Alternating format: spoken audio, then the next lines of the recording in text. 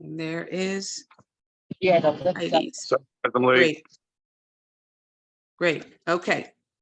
So we're going to call the roll call. I have Councilman Goldstein, Councilmember Meek, Councilmember Kites, Councilmember McMurr, and myself, and absent are Councilmember Ayers and Councilmember Shanahan.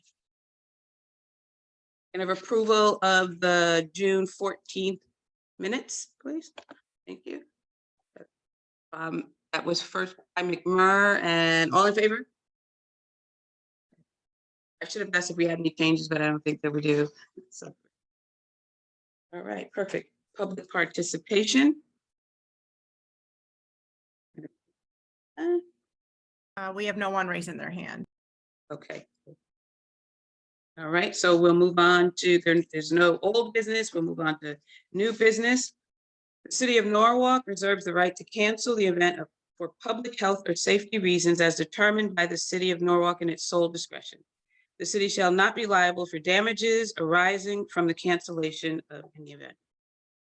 5.1, approve the use of Ryan Park and immediate surrounding grounds by City of Norwalk for their Sono Farmers Market event to be held on Sunday, July 30th, 2023, from 10 a.m. to 3 p.m. set up from 9 a.m. with tear down by 4 p.m. Approximately 100+ people. Will someone move the item? Thank you, McMurr. Okay. Mr. Stowers? Yeah, I think Anna Brill or someone from DCD is supposed to be there, Charles, maybe. I think Ms. Vanashek was in as a guest. She was trying to get on. Do we see her? Oh, I saw Anna on also. Anna, she was on. Anna Brill. I don't know where she went. There she is. Oh, there they are. Okay, great. Yeah, she's there. Hi, everyone. Can you hear me?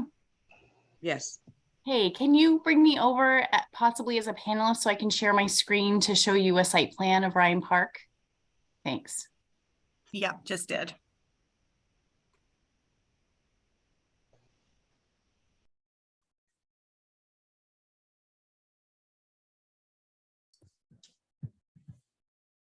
Perfect. Sorry about that, everyone. So just wanted to present to you this evening an opportunity for us to host events in Ryan Park as part of a new initiative that we would like to take on with the city using ARPA funding. We actually brought on a special event coordinator for a 2-year period, and that person is Anna Briel, who's with us tonight on Zoom. And Anna actually was born and raised in the city of Norwalk, and she went down to Orlando to go to hospitality and tourism and event planning school. And she graduated not too long ago. She worked for Disney for 3 years, and she worked for the city of Orlando, organizing special events for one of their major parks in the city. So when we posted the position, Anna applied and we brought her on as the special event coordinator. And part of that responsibility is looking at citywide events that are offered in the urban core, including the holiday extravaganza, both the 50 Washington and also Wall Street as well. But we also asked Anna to look at launching farmers markets, look at launching different cornhole tournaments, looking at launching different music events throughout the urban core, and trying to understand how to really activate the urban area and the streetscape, specifically in the urban core. We've been working really closely with Robert and Ken and their teams, and also the DPW folks, to make sure that we are not overlapping in any way, that we're being complementary and sharing a calendar that makes sense for the city.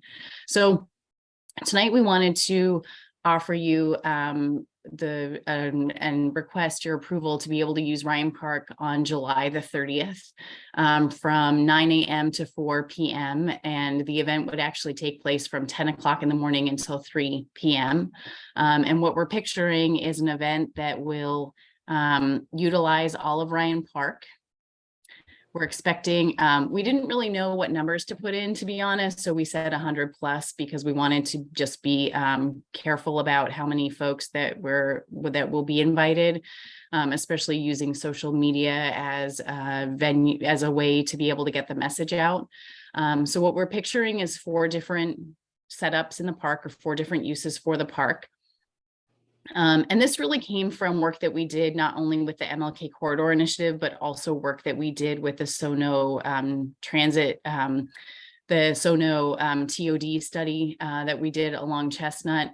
One of the things we heard was that there was not a lot of grocery in the area, and that people don't always have access to fresh fruits and fresh vegetables, and sort of wondering how to get that in South Norwalk. And we even had a few requests to be able to plant street trees that were apple trees or pear trees or lemon trees, and think creatively about how to really bring fresh fruit and vegetables to the area. And so we thought that it might be nice to be able to utilize Ryan Park as sort of a newer park in the city and be able to be responsive to the community. So the first section is the vendor section, which would include different vendors that we've been in contact with, including a farmer out of Fairfield who has agreed to come to Ryan Park and set up with all of his produce, both fruits and vegetables.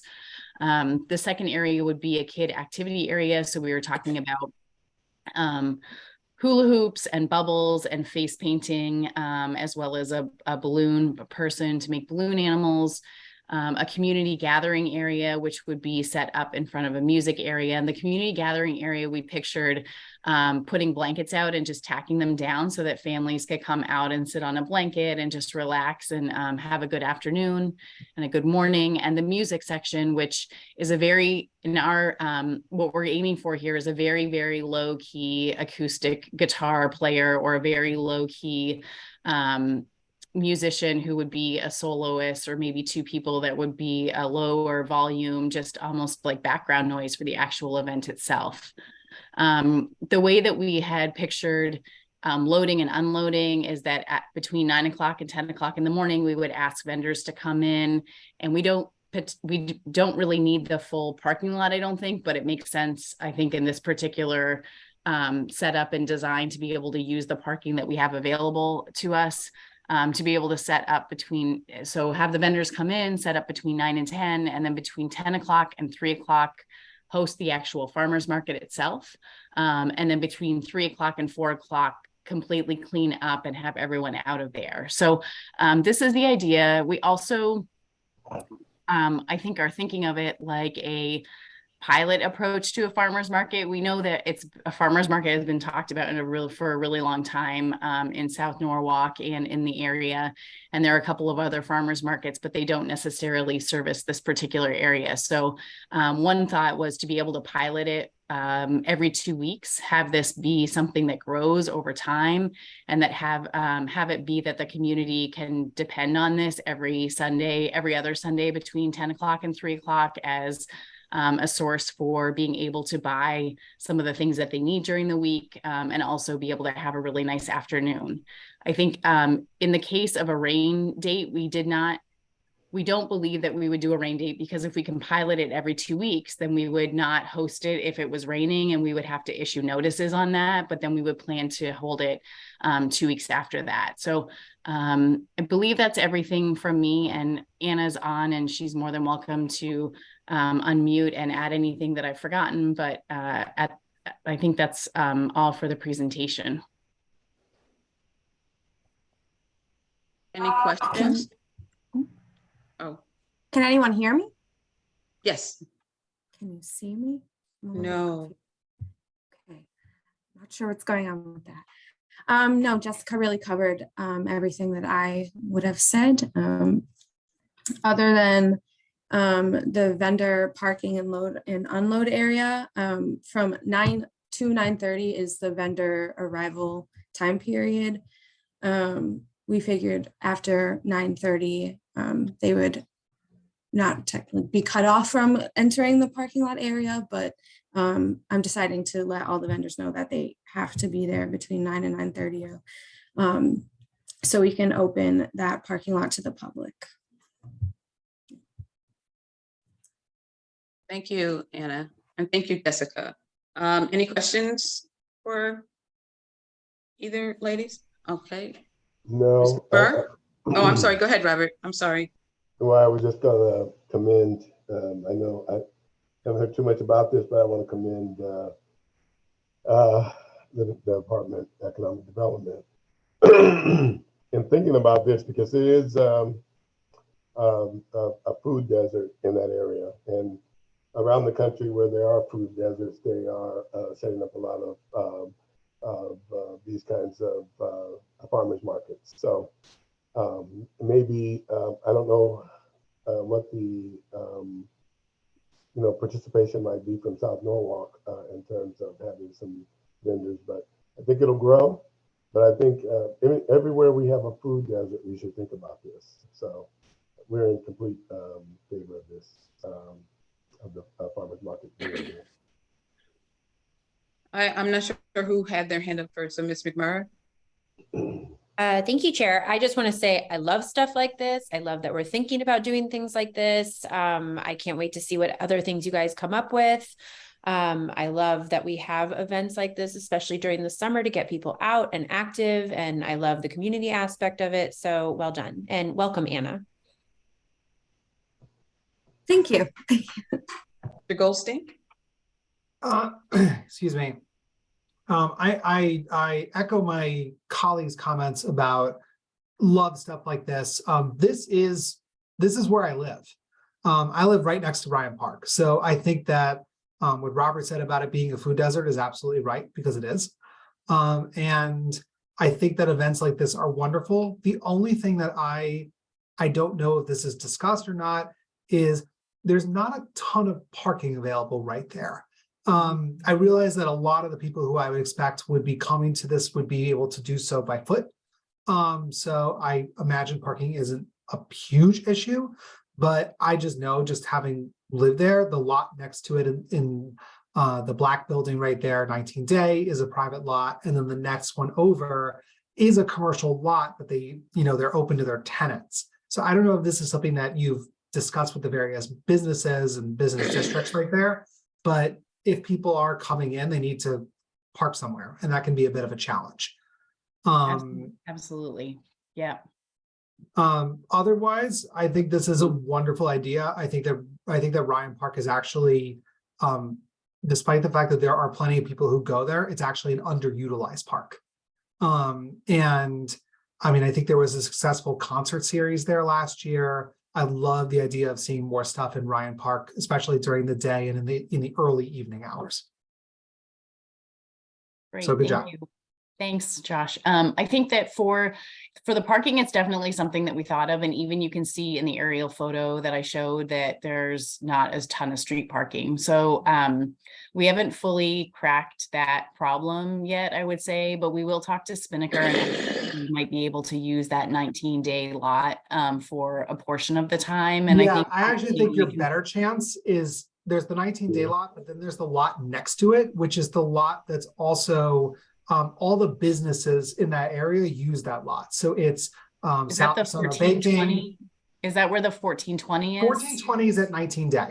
Okay. So 1420 is in the 19-day parking lot. But if there is a parking lot next door that's next to 11 Day Street. Okay. And that's where, if you are going to West Marine, Sono Baking, the new Rumble Gym, they all use this one parking lot, and that's probably your best shot.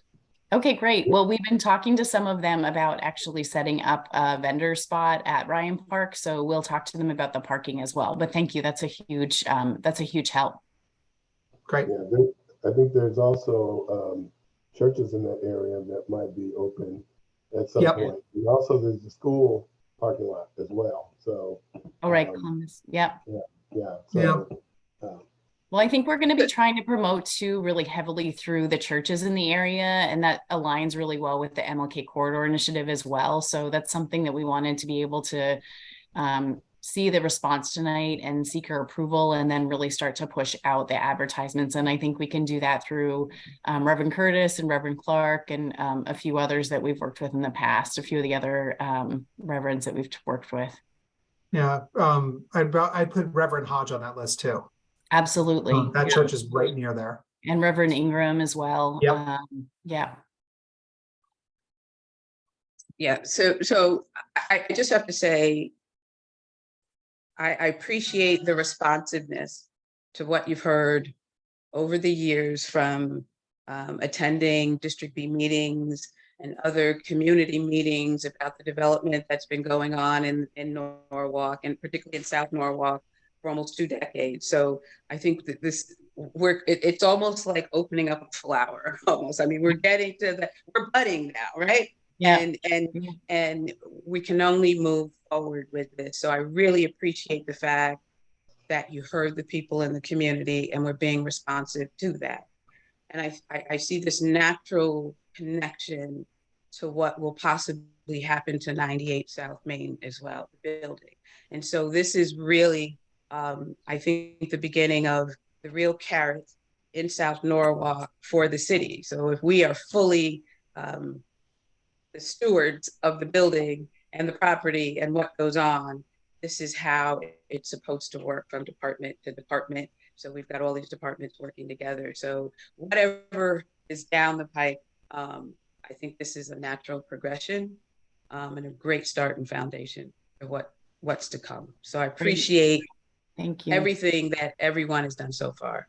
Yeah, thank you. And a big help to from Sabrina Gadeski, who's obviously our business development and tourism director. She's not able to attend tonight, but she would be presenting to you. And Anna, of course, for coming on board and being so curious about jobs in Norwalk. It was just like a super fit. And obviously, Robert and Ken, we've been working closely with them, and it's always a pleasure. So, we're just really excited. We're really excited to have the infusion of ARPA money and be able to bring on some resources that maybe we wouldn't have had the chance to be able to think about, and also, really take on a calendar that's meaningful in the sense of being able to offer these reoccurring events that we can build over time, and I think that the first couple might be a little bit slow, but that's okay. It's just going to take word of mouth to be able to get it out there. So it's really, we're excited about it. We're excited to be able to build the community from the ground up, or support the community even further from the ground up, and I think that that's not necessarily, Parks and Rec have been doing such a great job in offering programming, but I think that this adds like a different flavor to sort of what we've been doing in the past. So thank you. Yes. And welcome to Anna as well. Maybe I'll see you in the building. I haven't seen you yet. I might have to just come down and say hello, and I will do that. All right, thank you for sure. Sorry, I couldn't figure out my picture here, or else you could see my face. Yes. Delene, do you mind sending Nicole the link, please? I just did. Sorry. Oh, if you don't oh, thank you. need to. Okay. No problem. I'm sorry, Delene. All right. So if there are no more comments or questions for Ms. Vanacek, all in favor? Okay. Any opposed? No abstentions? Okay. Thank you. Thanks, everyone. Thanks, Bye-bye. everybody. Okay. 5.2, approve the use of Springwood Park. No. Yes, Springwood Park and immediate grounds by project, I think that's supposed to say 9, Foundation, for their community event to be held on Saturday, August 19, 2023, from 12 p.m. to 7 p.m., set up at 10 a.m. with tear down by 8 p.m., approximately 100 people. Someone move the item, please. Thank you, Ms. McMurray. Okay. Mr. Stowers? Is there anyone here? We have Terrence Fuller that's going to explain the event, talk about the event. Mr. Fuller? Hello, yes, can you hear me? Yes. All right, good evening, everyone. The event that we want to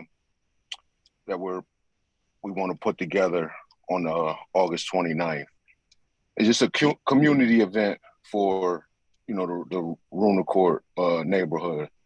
I'm gonna explain a little bit about Project 9. Project 9 is a nonprofit organization that we put together. It's about 10 of us that were born and raised in the Runa Court housing projects, and we put that organization together, to pretty much kind of give back to our old community. It's 10 of us that were born and raised there, but, moved out as we became adults. And we just want to go back and give back to our community, and also, bring back some of the past community, to give back, history and things of that nature, to the youth and the community that's there active now. So we figure we would like to make this an annual event. It's just a community day where we just come out and we have, different games, and it's called the Fun Day. So we're actually looking right now to try to get, we're in contact actually with the NOG Library to try to get the book mobile out there for the kids, to service the books and things of that nature, whatever they do. And we have a bunch of games and things that we're gonna play with kids and adults. It's just a day of love, comfort, fun. That's what we all grew up on, coming from that community. When we were coming up as youngsters, it was a lot of love in our community, and we love where we're from. So we just wanted to put this together to kind of give back, a day of giving back, and actually do more within that community. Helping the kids that help, actually parents that are trying to get out and, get their own homes and stuff. We're putting things of that nature, in place. We have a couple people from a couple banks that are probably going to come out there and speak with the community, about how to home ownership, mortgages, and, financial gain and things of that nature. It's just an event that we just want to just throw for the community, and also for us as people that were brought up in that community. We don't get to see each other that much. A lot of times when we get to see each other, or we, in the same vicinity of each other, is like funerals and things of that nature. So we kind of want to break that monotony too, where we can have, a once a year event where we can, get together and kind of catch up also, and, stay in each other's lives a little bit. So that's pretty much, the caption of what we're trying to do within the Runacourt community. Mr. Fuller, thank you. Can I ask Yeah. you a question just before, so I don't forget? I think you said August 29. You meant the 19th, right? No, August 19th. I'm sorry. Okay. I just want to make sure we weren't wrong.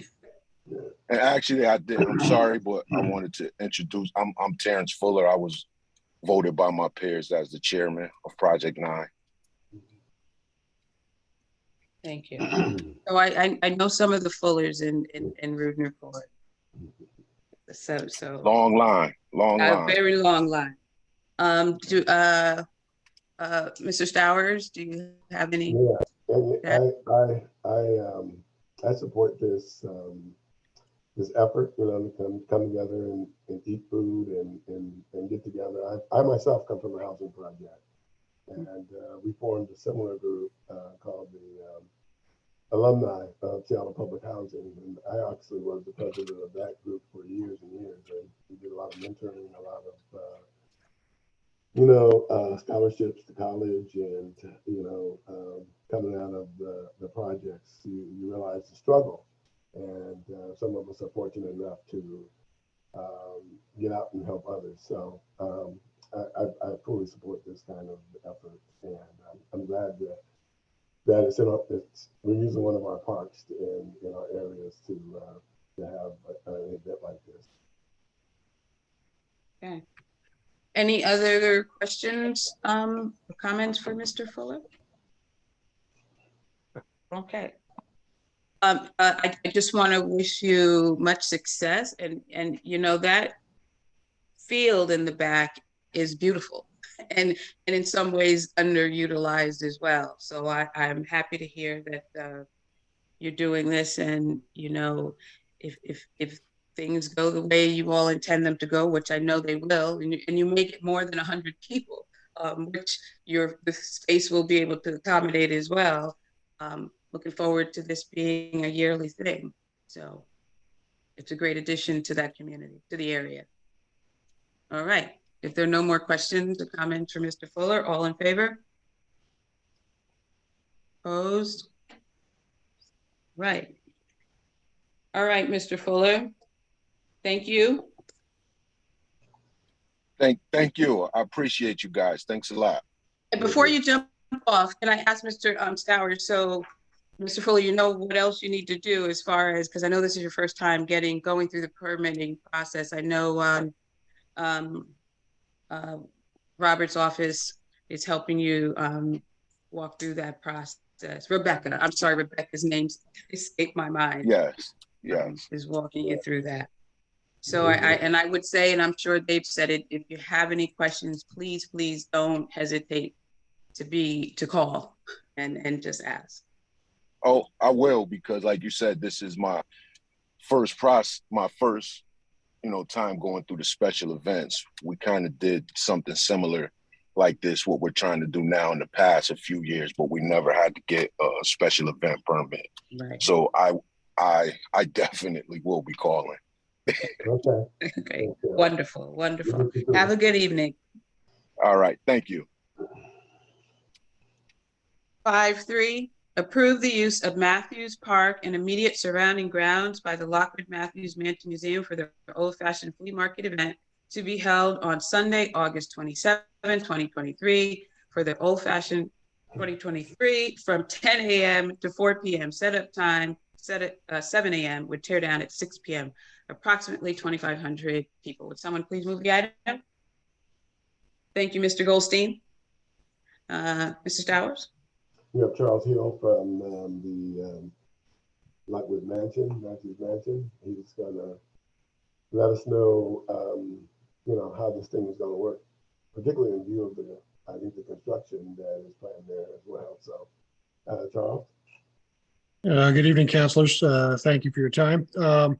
And thank you for the very poignant question, Mr. Stowers, of what to do with the construction. Fortunately, the construction currently occurring at the mansion is all internal. There is no external construction to occur. The fence that I'm sure many of you have seen up in Matthews Park is purely precautionary measure. And as far as I have been told by Consigli Construction, any equipment they're not using any heavy earth movers or anything like that. So it's relatively contained within the building itself. We have factored the fence into our plans this year as something to be worked with rather than, dealt with or something of the sort. And, we've gotten some pretty positive reception from vendors thus far, and we have a number of people who are willing to take part. And, we're just going to make sure we adjust the map and remain fluid based off of what we see in the park and what we hear from the construction companies. I'm happy to field any questions that you might have about the process. Thank you, Mr. Hill. Robert, you asked the poignant question. Do you have anything else? No, just, this is an annual event, and, we had to move a lot of events out of Matthews Park this year. So we're glad that this one could be sustained there. So it's one of their big fundraisers, so I'm glad they're able to do it. Thank you, Mr. sir. Hughes, okay. Mr. Hughes, you've been around so long. I don't know if you had anything you wanted to say. No, I mean, this has been a long running event, as was stated prior. Never any issues, and I know it's well attended. So hopefully the weather works out for you guys. Oh, Thank yeah. you, sir. All right. All in favor? Opposed? Okay. Thank you, Mr. Hill. You're very welcome. Thank you. Have a good evening. You too. Enjoy the evening, all. 5.4, approve the use of Tracy Magnet School field and immediate surrounding grounds by Tracy Magnet School PTA for their Harvest Movie Night to be held on Friday, October 13, 2023, from 6 p.m. to 8:30 p.m. Setup time, 3:30 p.m. with tear down by 9 p.m. Approximately 450 people. Someone please move the item. Thank you. And who do we have to speak to this?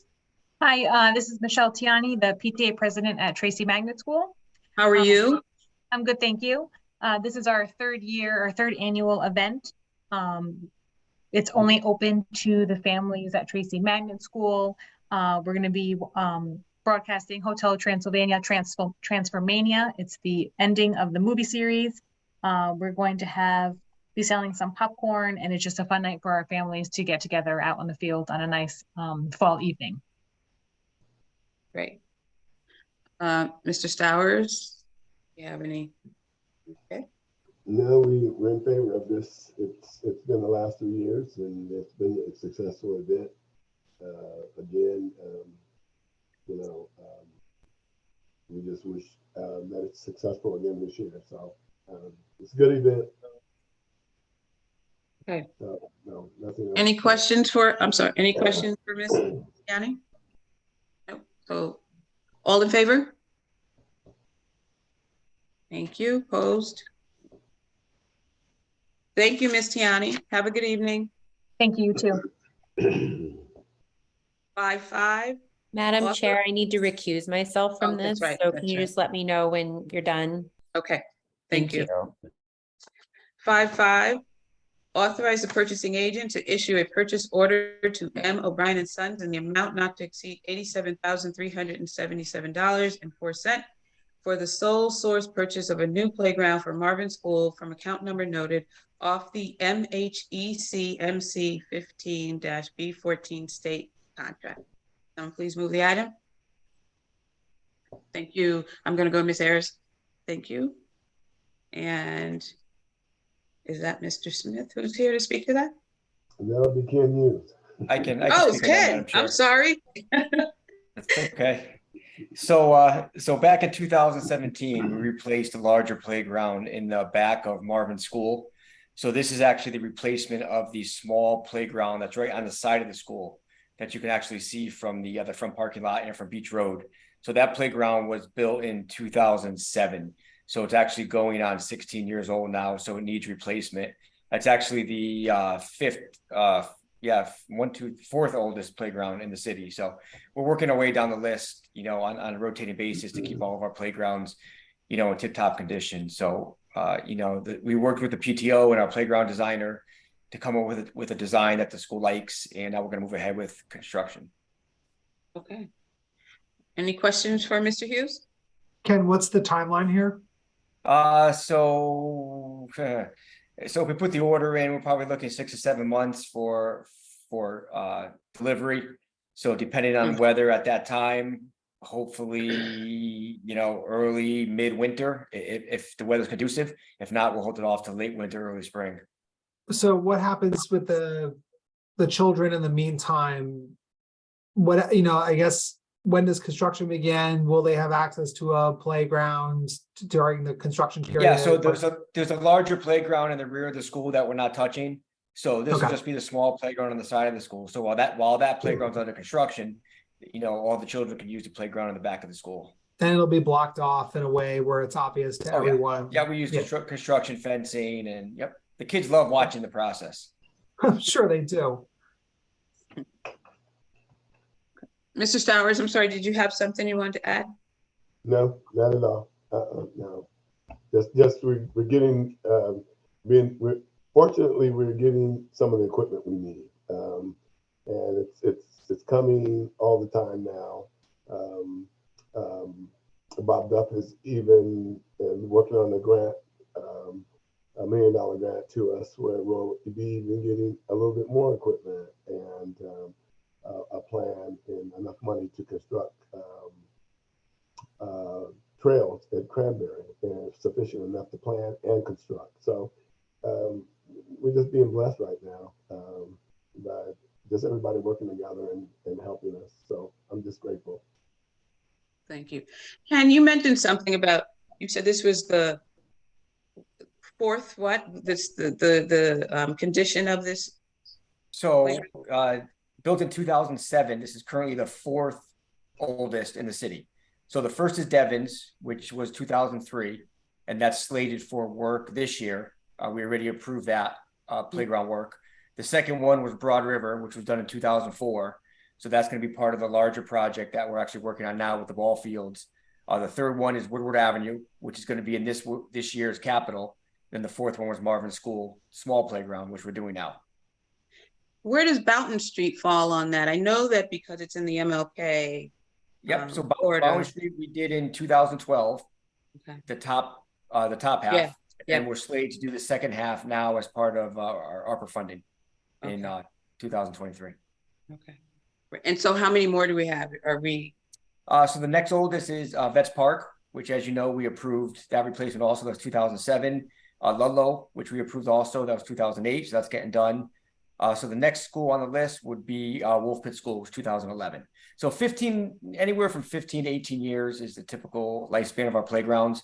So if Wolf Pit is 2011, we're still 12, 13 years old. So we're not at the end of its life yet for Wolf Pit. So it seems like we're making a dent. This was a big year. I think we have 7 or 8 playgrounds that'll be done within the next year and a half. Great. All right. Any more questions for Mr. Hughes? All right. So all in favor? Okay. Thank you. All right. That concludes the agenda for the action items. Now we're on to number 6 for discussion. Mr. Stowers? And I told Jen to come back. Thank you. There she is. Well, we're at a point. We're at a point that I've been really pushing to complete this master plan, and it's one of the main things the mayor talked to me about when I was hired. And so we're coming to the conclusion where we're getting around to a point where we're looking at adoption. This particular briefing the plan is still in draft. It's kind of a final draft. We've been collecting comments in public meetings online. And this is kind of the last phase. Before that, prior to that, and of course, we've held many meetings, a lot of focus groups. We've met with some of the council people. We met with the mayor. We've met with some of the department heads. We've met with people, several community meetings. We had our latest community meeting at the main library on a final draft. So we're collecting these final comments and had some additions and modifications from our former chief of staff and also our current chief of staff and also the mayor. And we've made those kinds of modifications, and we've completed a kind of a final draft. So we're coming to the Rex and Parks Committee, give them the chance to also have a briefing. And I know that some of you have, been aware, and some of you have heard, and some of you have even read certain parts of the master plan. But tonight, what we want to have happen, our goal is for our consultant to go through a briefing. And it's not the 200-page briefing, but he's going to hit the highlights of what we really need to know, because these are the things we have to really, our recommendations and things we, as the council, have to approve for us to, for our program and our capital improvements. So he's going to go through a briefing, and then, we can have questions and answers and comments and things that you might want him to look at again or look into before we finalize this master plan and bring it to you next month again for adoption. And that final draft will include any comments, any additions that come out of the council, and all the comments and things that we have collected So we'll be looking at those and seeing which ones are relevant, which ones the mayor and his chief of staff agree with, and then we'll have a final master plan to bring to you for adoption. So with further ado, I'd like to present Nick Kuhn, Kimberly Horn, a consultant firm, and he's been with us now for about a year and a half. And so we're getting to the end of it, so he can go and do some work for someone else. So, and we can get into implementation.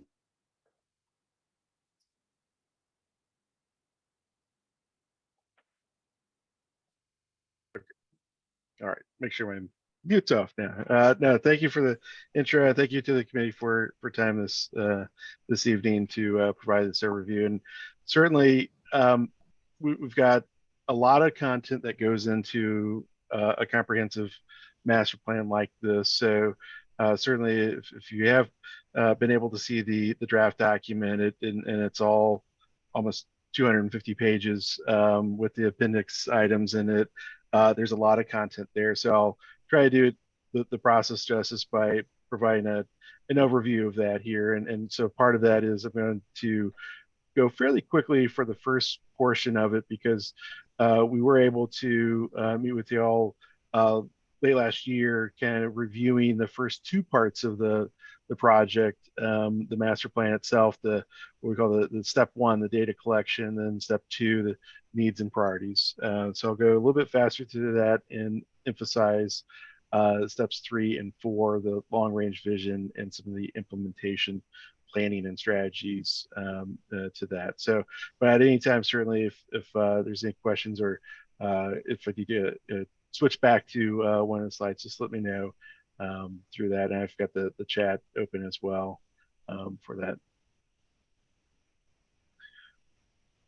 So our project timeline, as Robert mentioned, we kicked this off in very late 2021. So it's been just about 18 months for this process. And what we've done here is we wanted to make sure that this process, because the last time we did this was about 30 years ago.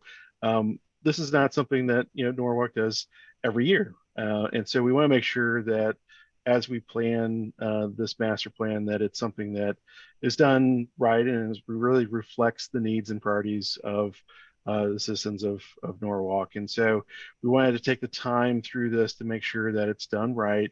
And that includes through this very last step here. You can see on the screen sort of the timeline and all the different steps that have been included in this, including a number of public engagement events that really have been the cornerstone of what the recommendations are within the master plan.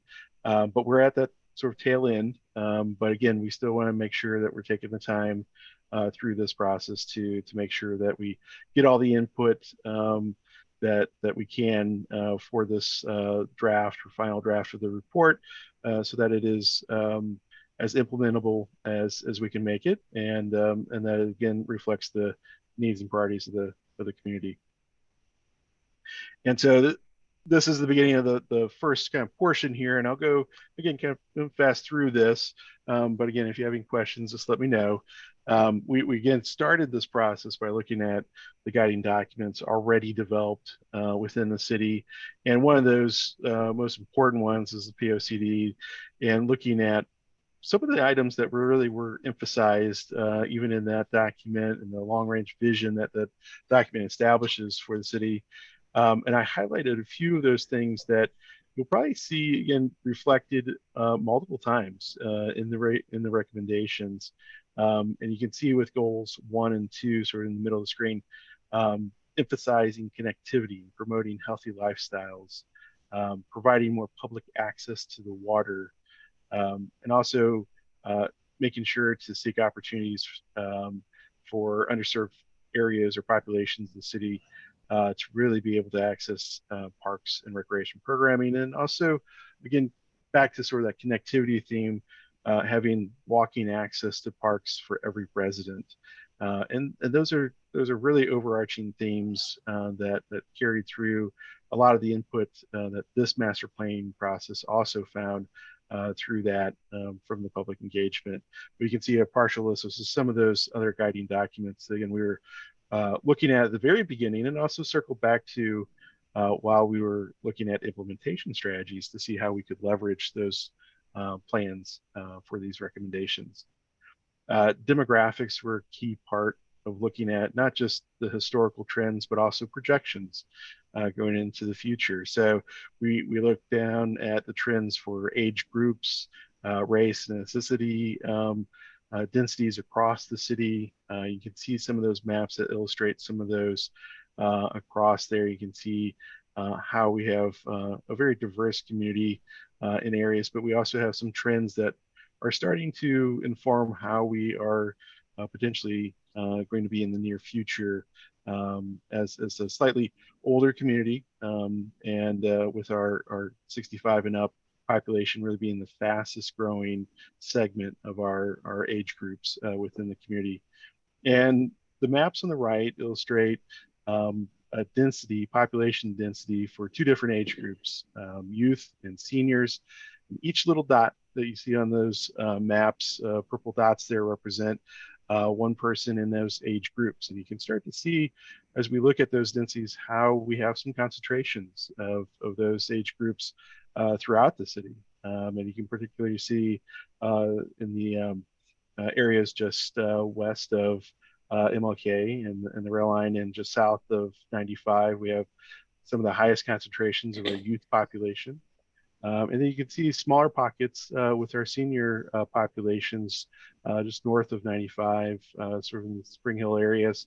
And so you start to pull this information together as we look at recommendations for parks and recreation within some of those areas, knowing that there are some of those higher population densities in these age groups in some of these areas. So that's just a sample of how some of the demographics help inform this master plan. We also, again, went out to each and every park across the city and really evaluated how each park performs in meeting expectations for a public park space in the city. And so we have 40 different measurements that we look at for each space, broken into 6 main categories. And you can see the scores that we have on a 0 to 100 range, but also we break these down into some of these colors that represent exceeding expectations. Green represents meeting expectations, and then orange is below expectations. And you can see a very solid performance of meeting expectations in 5 of the 6 categories. Sustainability and resiliency is one of our lower scoring categories, and that's fairly typical for most communities. And really our newer parks do a much better job at incorporating sustainability. But again, as we move forward with renovations and other projects in our existing parks, implementing best practices in sustainability and resiliency will help really increase that score. But you can start to see some of the breakdowns of the individual parks as well. And so some, again, our newer and some of our larger parks are really our best performing parks in meeting those expectations of what a park space can provide. And then some of our lower scoring parks. And again, these are some of our perhaps older and parks that are in some cases a little bit challenged in terms of providing, again, some of the sustainability and resiliency aspects, such as Veterans Park being a waterfront park in those areas. So we have a lot of information behind each of these evaluations that we look at, and we also looked at trends across this across the city in these categories, really help inform a number of these recommendations. The level of service is one aspect that is a little unique for Parks and Recreation. This is a fairly common tool for, say, transportation planning and other aspects of looking at a level of service of, say, a roadway. But for Parks and Recreation, there really aren't any national or state standards for these types of measurements. But we want to utilize several different ones to look at in ways that we can then really compare to national and peer averages. And so 2 of the most common measurements for level of service are acreage and facilities. And these are capita-based measurements. So for acreage, it's the number of acres per 1,000 population. that we look at. And currently, the city has approximately 11.67 acres of public parkland per 1,000 population, and the city is providing about 9.6 acres of that. So we have some other providers that certainly are providing some public parkland, and this is namely the taxing districts that are meeting some of that additional need. Now, the 1993 master plan did establish a standard of 12 acres per thousand. And so even combined with some of the other providers, in addition to the city itself, we're just slightly below, about 30 acres short of meeting that 1993 standard. Now, again, this is something that is more or less established by a community itself. What is desirable in terms of the number of acres of parkland? So that is something that can be modified, but it's a way to also project into the future as we are growing in population and projected to continue in the near future. By 2040, if we were to maintain the level of service as we have today, we would potentially need to find another 90 acres of parkland.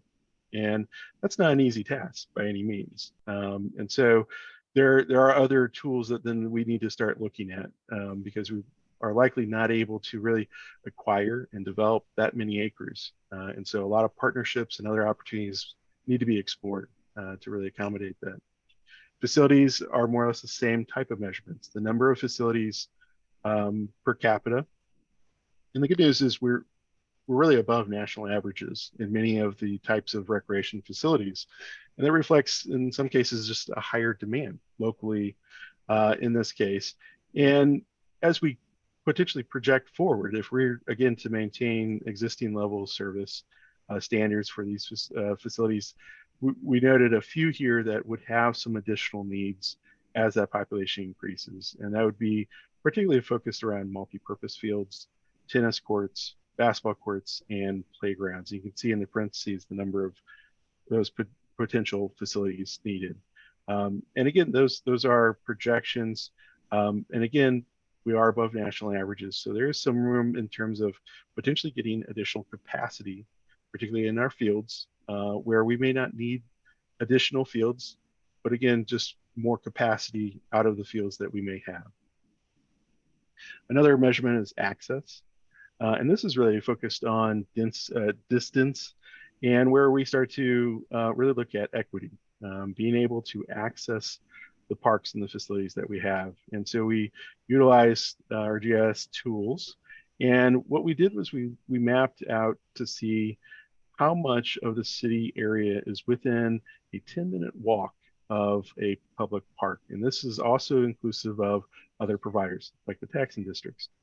And so about 40% of the city area is within a 10-minute walk.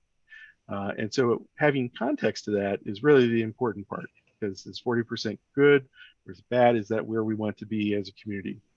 And so looking at some of our peer communities shown at the bottom of the screen, we looked at 5 different peer communities across the state, and we wanted to see where they fell within that 10-minute walk area. And so the average across peers is 74% is within of their cities, and residents are within a 10-minute walk of a public park. So we do have some room to improve in terms of having a 10-minute access to public parks. But if we look at other distances and even modes of travel, that certainly increases. So a 20-minute walk or about 1 mile distance, about 69% of the city is within that range. And then if we switch modes to bike rides, and again, increasing the distance to about 3 miles or 15-minute walk, then that increases to 82%.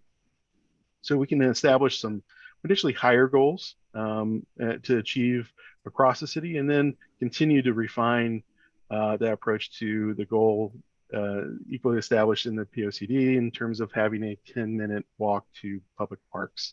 So that can be a long-range continuation of the goals established in the POCD. And the last measurement I'll focus on is the staff and funding. And this is, again, per capita measurements. And staffing is one, and we'll continue to kind of touch on the staffing throughout this, is that staffing levels are below peer averages. And we have a range that we're able to establish by looking at these averages between 5.5 and almost 11 full-time equivalent positions. And this ranges on the basis of the number of acreage that is being maintained, and then also the population of the city gives us that range. But the overall takeaway there is we are doing, the staff in the city and the department are doing a lot with essentially less positions.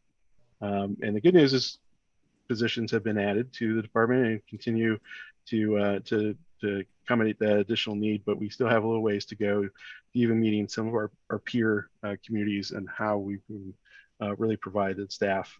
On the expenditure level, and this includes operations and capital expenditures, we're slightly below national averages on a per capita basis, about 2%. And so really the emphasis is our staffing levels are below, but also we are slightly below on the expenditure levels as well.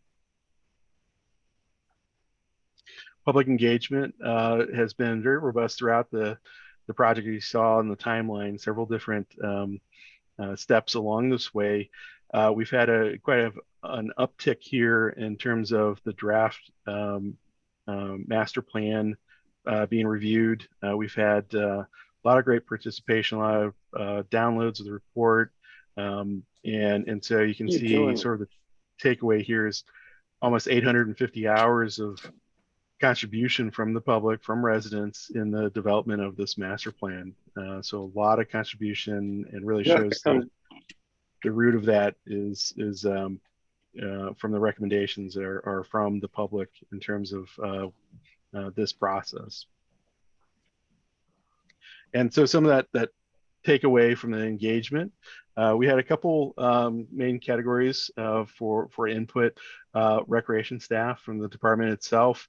You can see some of the highlights of some of the categories in terms of what staff were thinking of some of their stronger or better programs that they're currently providing, what some of their largest challenges are. And again, we're touching on items such as staffing, technology, and the facilities, and also working with schools as some of those challenges. And then also some of the potential underserved markets, special needs, seniors, teens.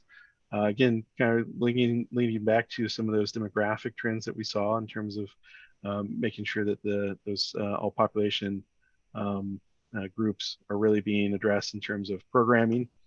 We had some input from, again, elected officials and from citizens in the focus groups through this process. And those bullet lists are actually in descending order of what was mentioned most often by those groups.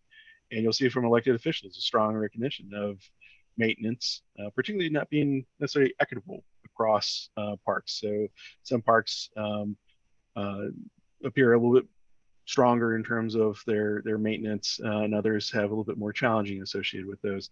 But also, again, a strong recognition of the staffing challenges here. So you can see staffing and maintenance from elected officials very, very highly noted in terms of some of the big key takeaways. Whereas from the citizen side, there was more priority put on access to waterfront and improving fields, the athletic fields, and access to the fields were the top ones mentioned. But you also see, again, staffing is acknowledged as part of those limitations and impacts associated with parks. We had two different surveys as part of this. And so we have hundreds of pages of data from the two surveys that were conducted. One was an online survey that was available for anybody that would like to provide input. And then we had a statistically valid survey that was conducted within the city limits of Norwalk. And so I'll just highlight two of the questions out of the 25 or so that we had in both the surveys. And so part of the data that we have is not only looking at just the straight results, but we've cross-tabulated a number of those results to really see how we can drill down and see for different age or different population groups, how some of the results may differ. And so one of the big questions that we always have is what are some of the barriers within the community in terms of being able to visit parks or participating in recreation programs? And so I've listed the top 8 here. We had a lot more choices here, and so, but this isn't the overall list, but we wanted to just highlight those top 8. And so the color bars represent the city's levels, and then where we have national averages, you'll see a gray bar underneath that shows where that is. So we have some context to the results. And so the number one barrier is just simply not knowing what is offered. And I'll say that is typically the top barrier noted nationally. And so it is a big challenge, always the communication aspect of what's out there. But you'll see we exceed the national average in that area. So we do have a little bit more of a challenge within Norwalk of just making sure the communications of what is being offered facility-wise and program-wise is being received from community. So we provide some recommendations on how that can be worked on. Number 2 was lack of restrooms, and that was citywide. But for the Hispanic, Latino, and Black households, that was actually the number 1 barrier. And so, unfortunately, we don't have national averages just for that, but you can start to see how that is different for different age or population groups within the city. Another one, number 4, was lack of sidewalks or bike lanes. And that was across the city, 26% of households said that was a primary barrier. But really for households with children, that was the number 1. And so really making sure that accessing parks in a family-friendly format is really something that is key and currently prevents a number of families from really utilizing our parks and programs. And then the last was, I wanted to highlight number 8 on the very bottom there. The parks are too crowded. And you can see there's quite a deviation between City of Norwalk at 17% and national averages at 5%. And we were able to drill that down into with our focus groups and kind of lends towards the idea of why we do different techniques to really identify these items, because we wanted to, again, understand is that an issue across the city? But really the results were based along issues at Calf Bastard Beach. Certainly one of our most popular parks, and also at the time the survey was being conducted, we were with COVID going on and some of the restrictions at the park. There was certainly some crowding issues at the park, and so that was definitely acknowledged from citizens across the city, and so that's really kind of an isolated aspect for the most part. And then the other question I wanted to highlight is really a focus on the actions the city can take that residents would be willing to support with additional tax dollars. This is really where the rubber hits the road. We asked citizens not only what actions would they most support, but really what would they most support with their tax dollars. So it really elevates that in terms of the willingness to really support financially these actions. And what you'll see here are the top 2 focus on maintaining our existing beach parks and water access, as well as our existing parks.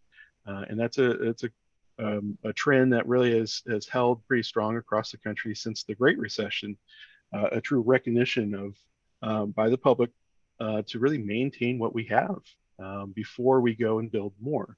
And so it's a good thing to see that recognition and the importance of reinvesting in the parks that we have. But you'll see at number 3, that's our first action where it's really focused on developing new amenities, and that really focuses on trails and connecting our existing trails. And that is the number 1 priority for our population under 34. So our younger residents really are focused on that connectivity aspect. But you'll see, yes. I'm sorry to interrupt. I should know this because I've seen this presentation before, but were these canned responses that people were then told to prioritize when they were filling this out, or were they able to interject their own ideas? We did for the statistically valid survey, we had about 24 actions already defined, and then we also open that up to write-in opportunities as well. Perfect. Thank you so much. Yep. And the very last item on this number 8 was developing new aquatic facilities. And what you'll see here is 17% across the city supported that, or would like to support that with additional tax dollars. But for households with children under 10, that really went up more than double, almost to 38%, and was really the top priority for those households with children under 10. And that really again shows how aquatics, particularly for those households, are a very important aspect to this. So that was another unique piece of data that we could pull out from those results. So across the different techniques utilized to identify need, we were able to put together this matrix that summarizes the facilities and programs that have the most need within the community. And so at the top of the matrix, you'll see 12 different techniques that were utilized. And what we've identified here in the top half are the top 10 facilities that have need in descending order. And then the bottom half lists out the top 10 programs and activities in descending order. And you can see how those, the different color dots, how the need is really tracked across those different techniques, and allows us to really see what bubbles to the top, what was mentioned most often as a need across these techniques. And so for facilities, it really focuses again on walking paths and sidewalks, that connectivity aspect, having more smaller neighborhoods closer to residences, having more access to natural parks and preserves, more outdoor enjoyment, trails and multi-use paths. And finally, number 5 is restrooms as a need. And so what you'll see in those top 5 facilities alone is there's a lot of focus on connectivity and smaller neighborhood parks, less so on some of the active recreation elements. And so sometimes we hear a lot from advocates for the active recreation, but from a community-wide, from a city-wide aspects, the needs really bubble towards having some of those focuses on connectivity and more passive uses as those top needs. Now, there are active recreation element facilities in this top 10. You can see outdoor pools and multi-purpose fields, as well as community space, so that indoor space are all still in the top 10 here. And then from the program aspect, the top 2, as a waterfront town, this is something probably not, a big surprise, is that number 1 and 2 focus around people wanting to be very much close to the water, having water-related activities, swimming, fishing, as well as formal aquatic programming, really are those top 2 items, in addition to nature enjoyment, special events and facilities, and then senior adult activities rounding out the top 5 there. But again, you start to see some of those other programming types that tend towards, again, teens and special populations, things that you saw earlier, as mentioned, even from department staff, as some of those underserved markets. So those did hold up consistently across these as again, areas that have need for programming. So once we have that sort of base of information from the needs and priorities, we are able to then move into the part where we start looking at the future. And so we held a series of public workshops, as well as workshops with staff, and we were able to really dive into what the community would like to see recreation and parks be in the future. And for every community, this is a unique aspect. What we like to really draw out here is that there are different components that make up recreation and parks. And for Norwalk, this is really can be broken down into 5 main components. And this came out through the public engagement process of what we were hearing the most in terms of from the input. And so those components focus on waterfront, natural, and regional parks, our community and neighborhood parks, then our athletic facilities, both indoor and outdoor, our school parks, and then finally our programming. And so those components and what we heard from about those components really together work to form this overall system that we call our recreation and parks for Norwalk. And so for these 5 components, we were able to identify guiding principles, again, based off public input and staff input, to really draw upon these and advance these 5 components for the city. And as part of these workshops, we're also developing vision goals. And so we will see these again here as part of the strategic plan. But we have these overarching goals that came out in terms of advancing the park system. And just touching on a few of them here, we've got really starting in as number 1, providing the high quality parks and facilities and meeting the maintenance needs of our parks. Number 2, again, was hitting on that access goal of a 10-minute walk or a 15-minute bike ride for our access across the city. Identifying and securing funding was another key goal here. Number 4 was providing year-round indoor recreation opportunities. Number 5 was focused on inclusive and equitable programming. Number 6 focused on resiliency, specifically for our waterfront facilities. Number 7 was meeting our existing and future staffing needs. And number 8 was really promoting the collaborative partnership, not only with public schools, but with nonprofits and private entities throughout the city. And then number 9 was planning and developing a comprehensive greenway and blueway trail network. And number 10 was develop standards for urban solutions. And so each of these have a number of objectives that were identified to help advance these goals that we'll visit here in the strategic plan. So we had these goals and guiding principles, but one of the first things that we needed to look at was really, what does this mean in terms of implementation? And so the first step with implementation was really taking a look at our historic trends for funding for the department. And good news is, over the last 10 years, the department funding has increased significantly. But as many of you will recognize, over the last year or two, specifically, inflation has really had an impact. And so that large increase in funding, the value of it has really actually been diminished to about half of that increase, just simply because of inflation. And that's not only an impact to the Recreation and Parks Department, but really to the city in its entirety. So it's a challenge that we have with that alone. But we wanted to also look at not just how the department funding amounts have been, but also the cost recovery rate that the department has had. And so in the most recent year, we've hit about 19% cost recovery, but on a national level, similar agencies really average about 26% cost recovery. So there's maybe a little bit room there to look at the cost recovery rate, and that's actually a study that is underway in terms of looking at that and tying it not only to the mission of the department, but where those opportunities lie to potentially increase that the cost recovery. But when we start to look at the sources of that cost recovery, about 30% of that revenue comes from programming fees. And the majority, about 62%, actually come from the city's 3 regional parks.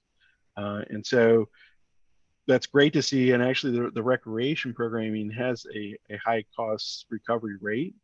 But unfortunately, we're really not able to expand that because of really the lack of space, particularly indoor space to expand programming opportunities. So some of those that we heard earlier of utilizing Ryan Park and others for these types of outdoor programming is great. But we're really limited in terms of the programming opportunities, which again enjoy some of the highest cost recovery return rates. So any opportunities to have additional indoor space is really something that could be quite beneficial on a revenue side for the department. And so we took the overall vision, not only the goals, but the projects that came out of there, and those were based off input from the public, our park evaluations, and other aspects of the needs assessment. And we looked at what does that mean in terms of an overall cost? And so when we tally up the 120 plus capital projects alone, we're talking about a little over $140 million in total projects. And certainly as we start to look at that, that's a big piece to kind of swallow in terms of projects here. And so we wanted to again look at, well, we had an importance placed by residents in terms of reinvestment in parks. So about 43 million of that is really focused on reinvestment in parks, and about 70% is proposed new facilities. Again, reaching some of those equity goals and indoor space components that we'd want to have throughout the city. And so looking at our historical funding, just over the next 10 years, we could potentially average about 46 million in funding for the department. You can see on the right kind of how that breaks down with capital and other sources such as grants and alternate funding sources. But that only gets us about a third of the way, about 32% to what we would need for that $142 million. So we got to get creative. We really can't just leave it at that. We got to implement some other strategies to be able to really chip away at this overall vision and the goal that the community has for recreation and parks. So within the master plan, we developed 6 different strategies for implementation to help us chip away at that total and get closer to being able to really have a implementable plan here. And so the first step here, first strategy was, let's look at phasing. And this goes back to identifying the community needs, identifying what projects could potentially have partners, which projects take the longest to implement. And so we came up with 4 different phases of projects here. We have short-term, those in the next 3 years, and they typically have the highest needs associated with them. We have medium-term in the next 6 years. Those may have high needs, but may have opportunities for partnerships in theirs as well that take time to ultimately to identify and to implement. Long-term projects, those in the next 10 years, simply take sometimes the longest to implement, may require acquisition, again, development of partnerships. And then those that are what we call vision, those are long-term, 10 years or more. And in this case, they may have lower priorities tied to them, but they're still community needs. And so we need to make sure that we identify some of those that may have, again, opportunities in the future to move forward with. We also looked at additional sources of funding, simply say, what other aspects can we add in terms of the pot of funding that we could potentially get? And there are some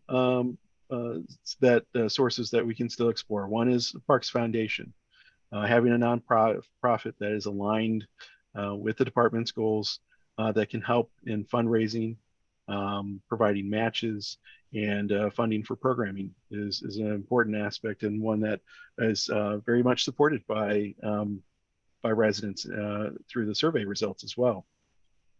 Additional revenues, simply put, can we identify additional revenues by having additional contractors, providing programming, other aspects that we can leverage to increase revenues. And then also other creative aspects can be explored, such as indexing the department's funding. We've had an increase, especially in the coming fiscal year of funding for the department for capital projects. With this plan, can we index it to our 2023 levels and try to maintain those going forward, or in the very least, index it to inflation rates so that we're staying as consistent with those while we try to implement this program. Grant stacking is another. So leveraging matching funds and those projects that may be medium or long-term, using that time to take one grant source or one grant award as matching for another grant. And so time can be on your side in some cases on projects. So turning 200,000 into $1 million is one way to do the grant stacking where possible. Cost recovery. This is, again, a process that's underway in terms of reevaluating goals and opportunities to increase cost recovery, but also looking at policies within the city in terms of, can we capture more cost recovery in our parks, and those that are really contributing to some of the higher cost recovery, can we really benchmark where we are today, and that increased amount, can that be directly invested into those parks? And so some communities will establish some of those, again, benchmarks where the today's value goes back into the general fund. But if we can increase those, the increased amounts go back in as reinvestments into the parks that are contributing those revenues. Finally, complementary providers, again, looking at other nonprofits, private, faith-based, and also business community members to help.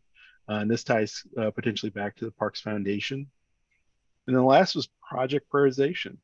We again looked at all 120 plus projects, and we developed a weighted criteria with staff input. There's 9 different criteria, and you can see the table on the right side, where we looked at each project and scored them in these categories.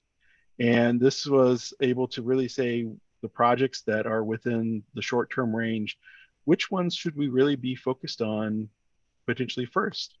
And those that scored highest in there really allow for more or less the biggest bang for the buck. And so this is a great way to, again, continue to evaluate the projects as we go forward. So this is intended, the prioritization is intended to be reviewed and updated regularly, because obviously the conditions for each park or each project can change. So if there's a increased revenue generation or a matching grant that comes out for a potential project, that may score higher and move up on the list. But it's not really intended to be an ordering of completion.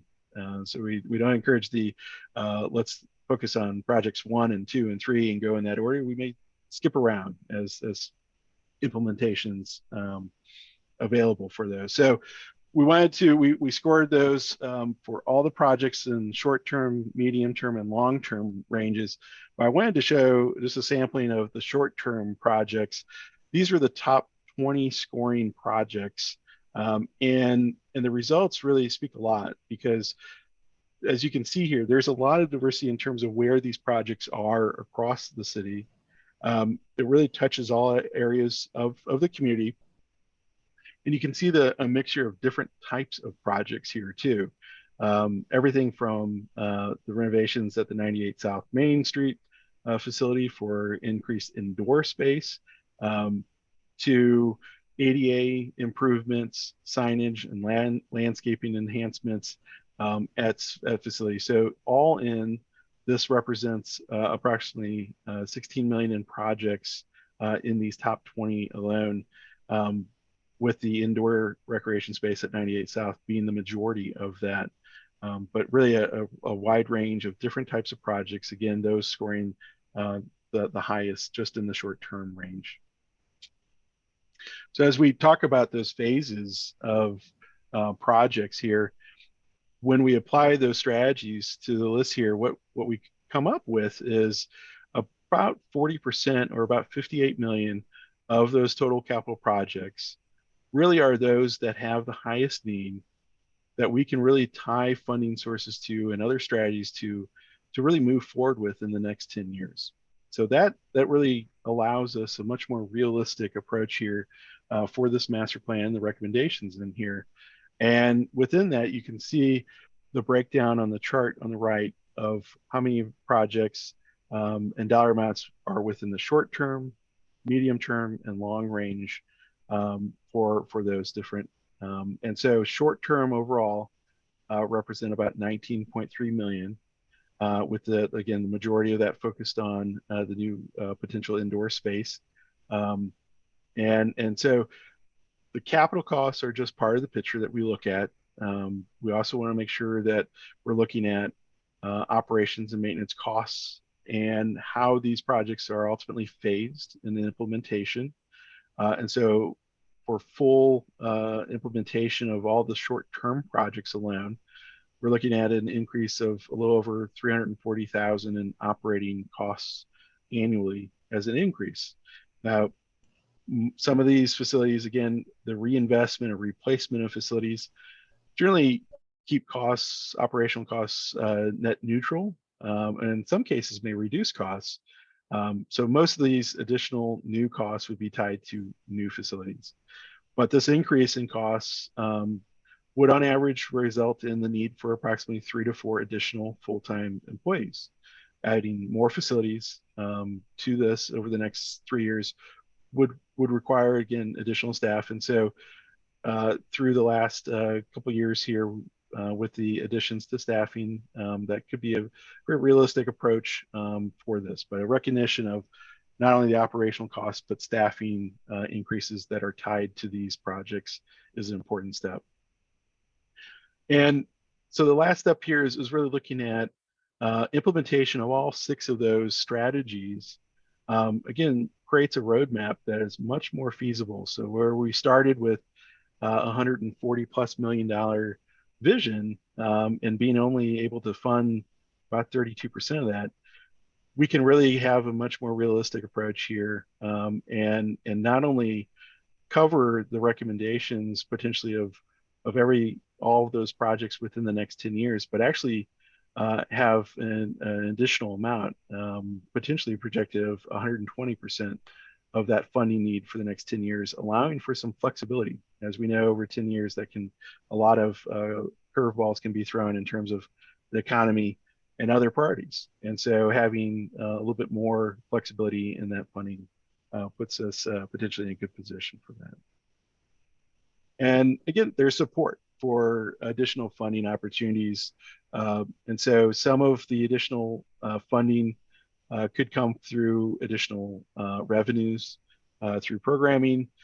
These 2 charts represent the willingness from residents in terms of having additional funding for the department.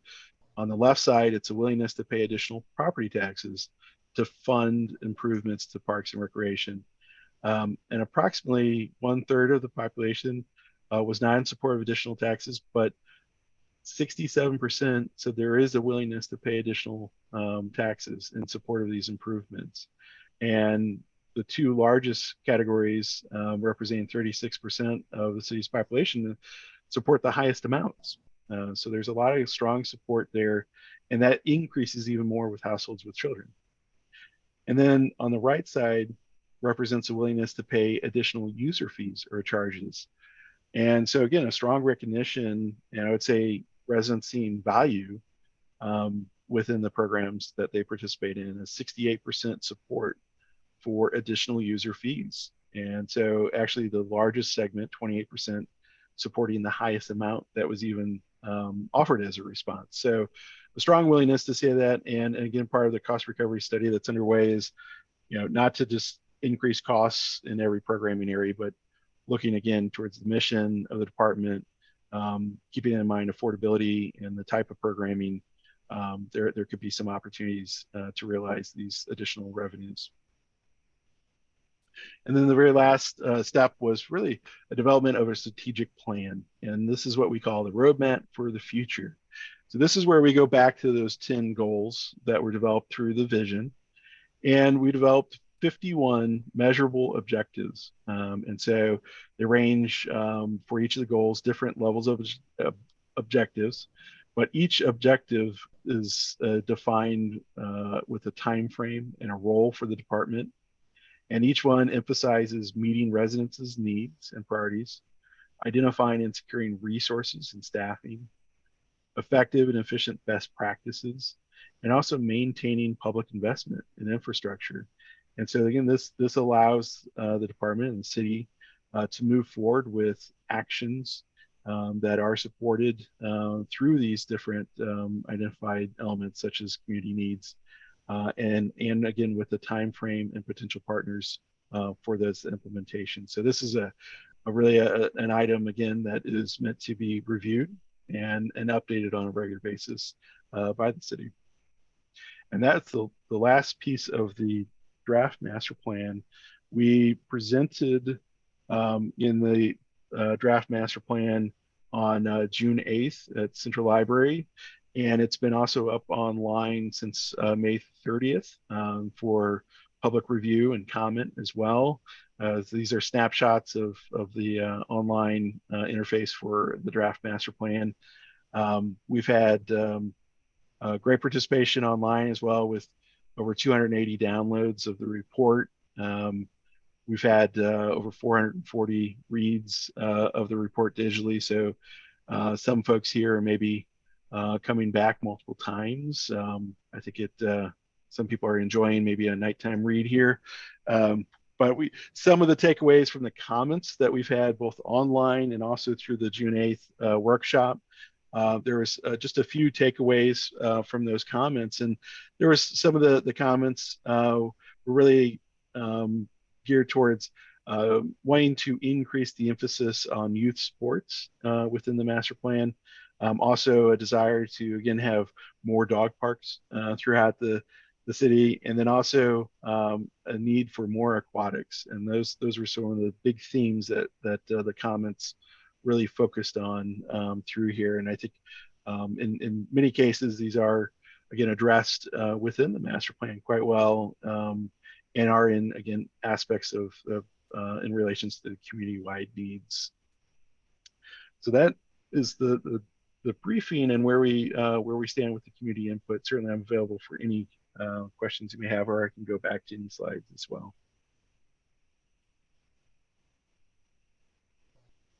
Thank you, Mr. Kuhn, for that very detailed presentation. Although that was condensed, I mean, I think you covered everything succinctly. So we appreciate that.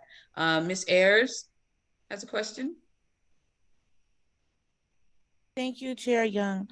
Mr. Kuhn, I wanted to first thank you for the robust report, but thank you for presenting it in a very tangible manner. Thank you so much. You don't know how grateful we are, because sometimes we don't get the information in a tangible manner. I do have several questions, but I think my top question is back to something you said about the trails. And you, if I remember correctly, you said for the demographics of people 35 years old or younger, having those trails were really important and connecting those trails. Can you just spend a little time talking about that a little bit? I know recently in the council, we just approved some money for one of our trails. What additional work needs to be done to make that connectivity or to add new trails? If you could just speak on that. Absolutely, yeah, and so certainly the city has a new transportation plan as well that really starts to lean towards that in a more comprehensive way of how the Greenway and even the Blueway system in the city can be part of the overall transportation network in the city. And so certainly there's sort of the lead already established in some of those type of projects, but Recreation and Parks certainly has a role in meeting some of those needs. And so that can be kind of met through two different ways from really the Rec and Parks Department perspective. One is looking for opportunities within our existing parks to provide additional opportunities for trails. And so looking at even our neighborhood parks, our community parks, and even some of our larger parks.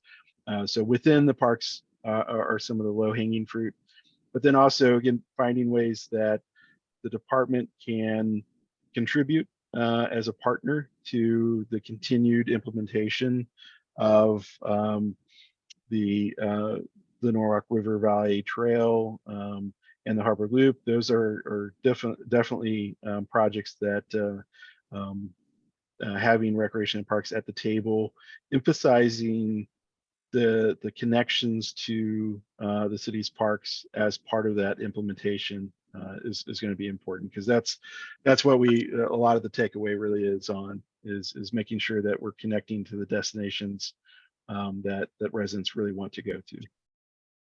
So it's not really, is it emphasizing what we already have, or is it adding to what we already have? So are there pockets where we just are not able to, that doesn't have the trails and are not connected to like the larger circuit? Or yes, yeah, it's a combination of that. And so the breakdown of the overall projects have those opportunities identified. There are projects that, again, identify opportunities for trails within parks themselves that, could be, moved forward by the Rec and Park Department itself. And there are also projects that identified that funding could be contributed from Recs and Park to a project such as a more important regional trail that might have several partners already associated with. So those projects are included in several of the different phases of those the overall projects. Okay, thank you for that. And my other question, and I'll let one of my other colleagues go. When you were speaking, and you spoke about it in several different areas about the overall scope of this study and the different ways that we could approach it. If I was following you correctly, I guess our citizens are okay with some type of increase if it is comparable to the quality of services that they're going to receive. With many of these projects having such a large ticket cost, there's no way that the money that we receive in Parks and Rec could ever cover that. It's not ever going to happen. But is there any other than like private money, is there any other contingency plan for us not to make all these projects capital budget projects? Or I guess that would come through the foundation. Yeah, and to implement such a large program of say capital projects, there's several strategies that have to be utilized, and so certainly, the funding received through the general fund from the city for the department's capital projects are only a fraction of what is needed, and so it would be through a combination of some of those strategies. The department has been particularly benefited in the last couple of years with some alternate funding sources, certainly through some state grants.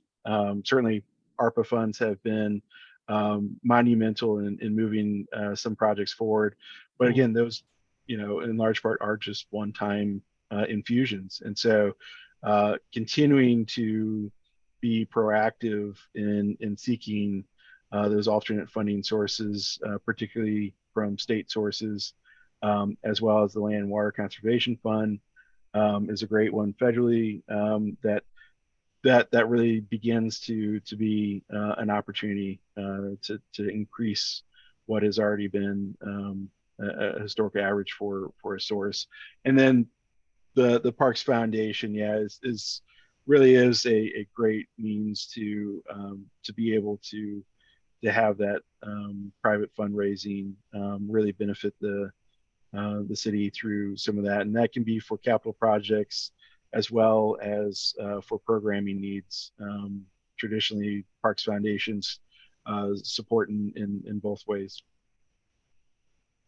Thank you again. It's a really good presentation. Thank you.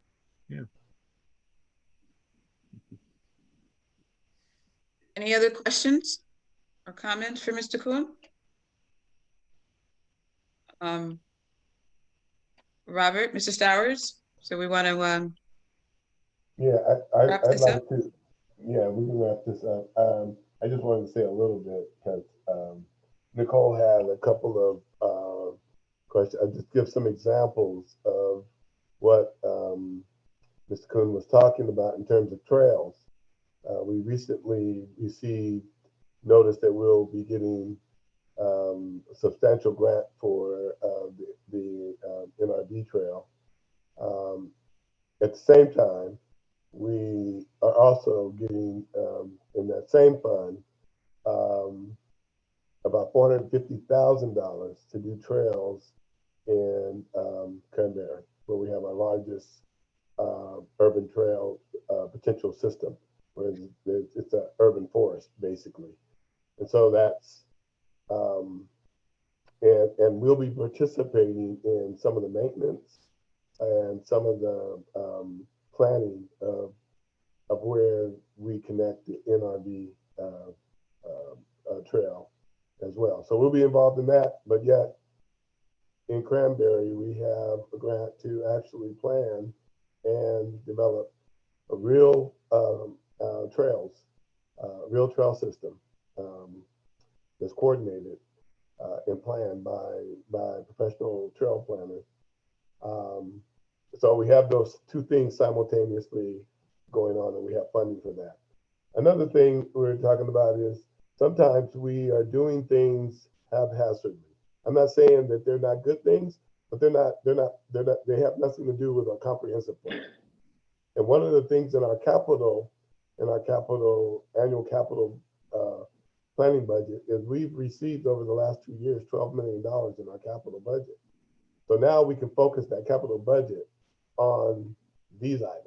And so over a 10-year period, if we were to get between, I don't know, $5 and $7 million a year for our capital budget, that's $70 million. So these are the things that we have. Now we have a plan as opposed to, kind of saying, oh, what do we want to put in our capital budget in this abstract instead of a real strategic plan. So that's what this gives us, a real strategic plan to do not only our maintenance planning in operations, but also our capital. And then to subsidize that, the foundation, extra usage fees, those kinds of things will also help us do additional fees. And the land and water grant is now the maximum award is now $10 million for a project. So that's substantial. And we don't have anyone that can concentrate on that, but the foundation can. So these are opportunities that I've seen happen. And Nicole's right. They're big ticket items, but sometimes you can go from rags to riches, but over a period of time though. Anyway, I just wanted to add that. Thank you, Mr. Stowers. So I'm not sure who this Greg Smith person is. He's not a part just of a member of the. No, hi. I'm just a member of the public. I was under the impression from the newspaper that you all would be discussing at tonight's meeting the issue of dog walkers in Cranberry. I must have got that wrong. Yeah, not tonight, sir. Okay. Okay. Thanks. Sorry about that. Thank you, though. Thank you for staying and listening. You're welcome. All right. So thank you for that. And so the next step in this process, Robert, just a quick. Yeah, we'll finalize. We're gonna look over all the comments and comments coming, and we welcome comments from the council too in written form or whatever, because I know there's a lot, and you think about these things sometime later on, but we have time. And all the comments that Mr. Kuhn talked about, all the information that he'll bring to us, we'll synthesize it with myself, Vanessa, Chief of Staff, and we'll try and put in the most relevant stuff that's connected and come up with a final. And so once that occurs, we would like to come back to our August meeting. Is this July? This is July, yeah. I'd like to come back to our August meeting, at least our first meeting, and try to get our master plan adopted by, at least recommend adoption from the Rec and Parks Committee to the Common Council. Okay. And then from there, get it adopted from the Common Council. Great. All right. So if there are no further questions or comments, I'd like to say again, thank you, Mr. Kuhn. And as Ms. Ayers mentioned, you gave a very, very wonderful report, and we appreciate the ease of it, of understanding, and you're explaining it.